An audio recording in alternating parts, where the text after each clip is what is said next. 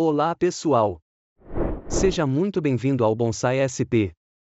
No vídeo de hoje, você vai acompanhar a jornada completa desta mini zelkova saindo da dormência do inverno e despertando para uma nova fase de vigor e beleza. Desde as primeiras podas até os cuidados essenciais, cada detalhe revela como essa pequena árvore se transforma diante dos nossos olhos. Preparado para ver essa evolução incrível? Então vem comigo!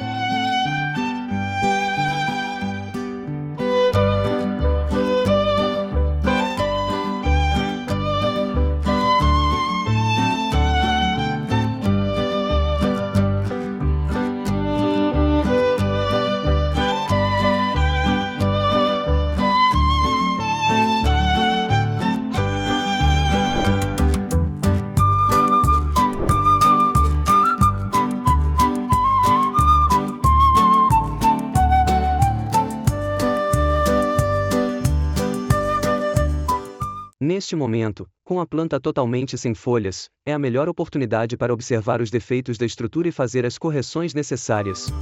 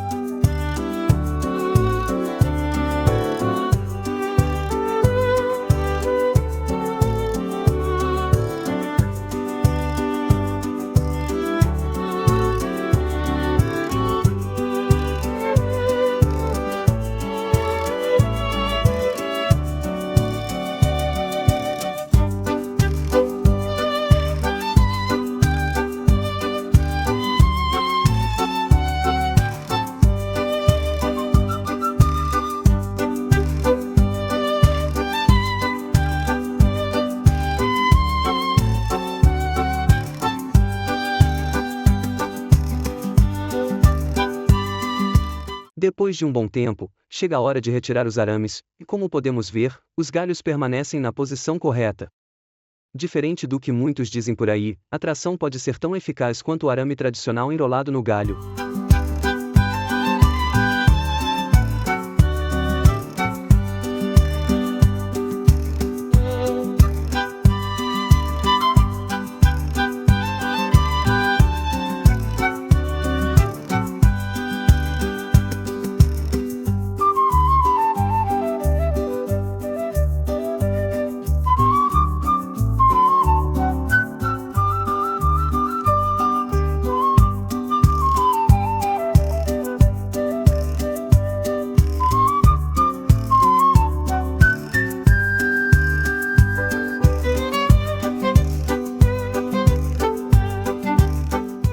E esse foi o resultado da nossa mini alcova após todo o processo, do inverno até a recuperação e reposicionamento dos galhos.